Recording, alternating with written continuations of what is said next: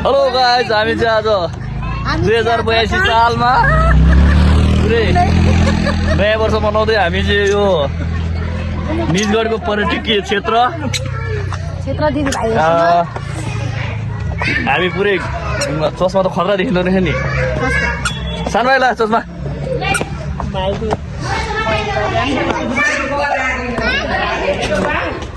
म यताबाट बनाउँछु यार, म चाहिँ अलि अगाडि जानु पर्यो यहाँ होइन।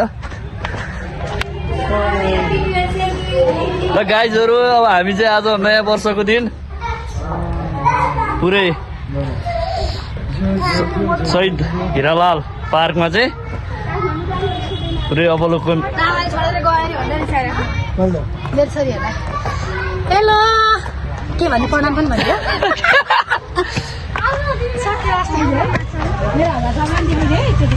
हजुर म मोहन सापकोटा मेरो वडा नम्बर 6 जुन अहिले हामी चाहिँ नयाँ वर्ष मनाउनको लागि चाहिँ यो गोलघर भन्ने जुन निजगढको पर्यटकीय हिसाबमा चाहिँ गोलघर अहिलेसम्मको सबभन्दा उत्कृष्ट गोलघर मोहरीहरू छ, जुन आज यहाँ हजारौँ जनताहरू हजारौँ मानिसहरू चाहिँ यहाँ नयाँ वर्षमा दुःख सुख साट्नको लागि यो गोलघरमा आइरहेको मैले देखिरहेको छु। अझ पनि यसका केही अधुरा संरचनाहरू छ, यो अधुरो संरचनाहरूलाई पुरा गरेर चाहिँ निजगढले नै यसमा चाहिँ यो गोलघरलाई चाहिँ यो निजगढकै एउटा पर्यटकको हिसाबमा यो अधुरा कामहरूलाई चाहिँ पुरा गरेर यो गोलघरलाई चाहिँ स्पेसली पर्यटकको हिसाबमा गोलघर र मोहरीलाई अगाडि बढाउनुपर्छ भन्ने चाहिँ मेरो व्यक्तिगत हिसाबमा सोचाइ छ। त्यसले गर्दा आज हामी खुसी छौँ, धेरै मान्छेहरू धेरै टाढा टाढाबाट पनि यो गोलघरको अवलोकन गर्दै गोलघरबाट जुन हामीले देखिरहेका छौँ दक्षिणपट्टि यो निजगढको चाहिँ सबै बसोबासहरू राम्ररी देखिनेछ। यसलाई पनि अब जुन हामी माथि भ्यू टावर पनि छ, यसको विकास त क्रमिक रूपमा भइरहेको छ, तर पनि यो अधुरो विकासहरूलाई चाहिँ सम्बन्धित निकायले चाहिँ आफैले आएर पहिला स्थगल अनुसन्धान गरेर स्थगल निरीक्षण गरेर चाहिँ यसमा आवश्यक पर्ने बजेट, आवश्यक पर्ने भौतिक संरचनाहरू, यो जुन बाटोहरू अलि अप्ठ्यारोहरू छ, त्यसले गर्दाखेरि चाहिँ यी चिजहरूलाई चाहिँ प्राकृतिक आपत्तिमा पनि केही समयलाई बस्न मिल्ने गरी एउटा ठुलो हल भइदियो भने चाहिँ यदि केही गरी धुरी बतास पानी असिना आयो भने चाहिँ जुन घुम्न आएको पर्यटकहरूलाई चाहिँ चित्तर हुनबाट जोगाउनको लागि चाहिँ कमसेकम 500 जना अट्ने एउटा हल चाहिँ यहाँ भ्यू टावरको बिचमा भ्यू टावरको निगरानीमा यो कार्य समितिको निगरानीमा चाहिँ 500 जना अट्ने मिनिमम 500 जना अट्ने हल चाहिँ बनाउन जरुरी छ।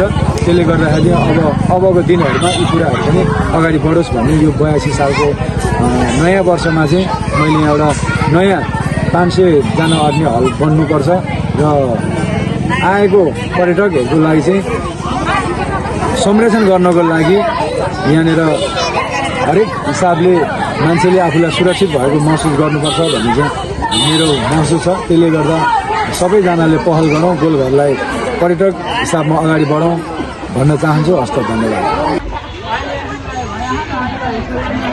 हेलो गाइजहरू, होइन हामी चाहिँ पुरै नयाँ वर्ष 2082 सालमा कुल्च्यो कल्ला कुल्च्यो यहाँ माइजू। तपाईँलाई पहिलोचोटि कसले लिएर भन्नु नि यहाँ यो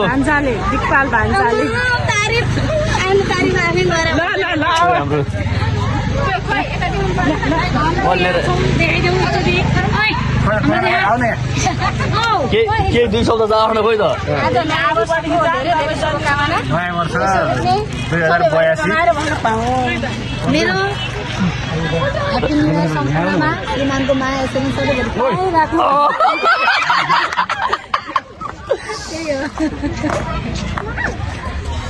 भान्जी के छ? कहाँ आएको तिमी भन त?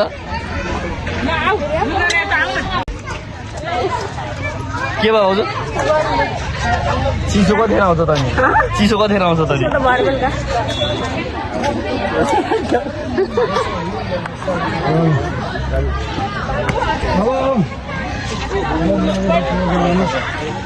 दाइ छैन त?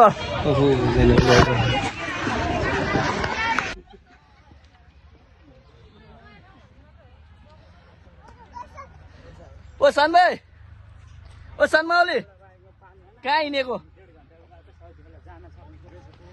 के भयो अरे मामा भनिदिनु न। एउटा बाइकमा कतिजना अरे तपाईँ? 5 जना